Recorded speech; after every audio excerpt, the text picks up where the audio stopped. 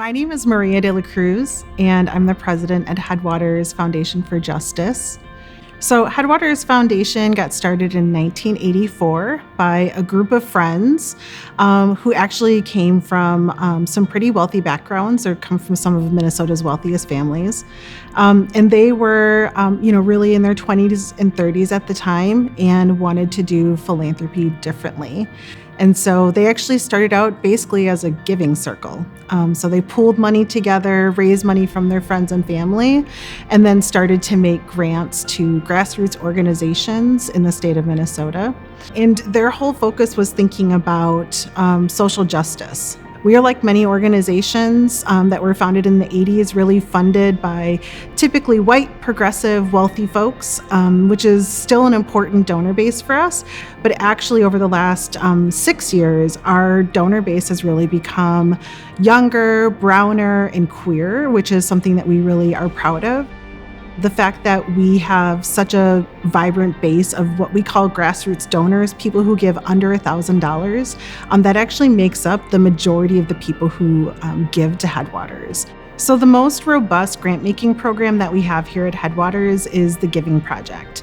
The Giving Project is one of our newest programs, but really represents the way that we believe that power can be shifted in our state. So we bring together 20 to 25 individuals across race and class lines to come together for 6 months. They learn about a pretty progressive racial justice political analysis.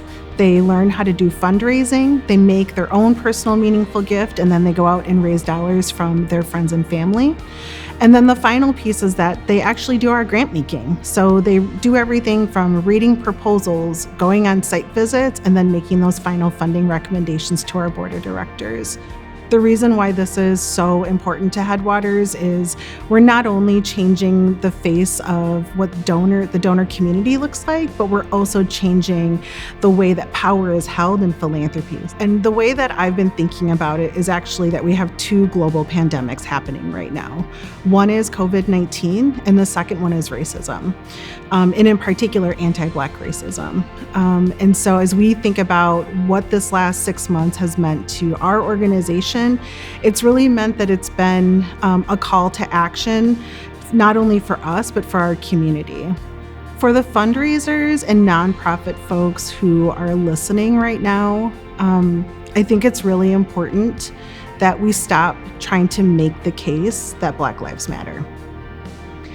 And that's not even my words. It's actually this beautiful leader, Tanisha McHarris from Black Harvest, who said this and taught me this, that if we feel like we have to make that case, then we're not doing our job. Our job is actually to make a bold invitation. And the expectation at this point is you're either going to give or you're not. And so what are we going to say? How are we going to make that powerful invitation and be okay to walk away from the table if someone says, this isn't my priority? It's actually the priority in the world. It has to be the priority that we all have right now. And so it's going to require that you are brave, that you really push yourself, and that you push your institutions to do better.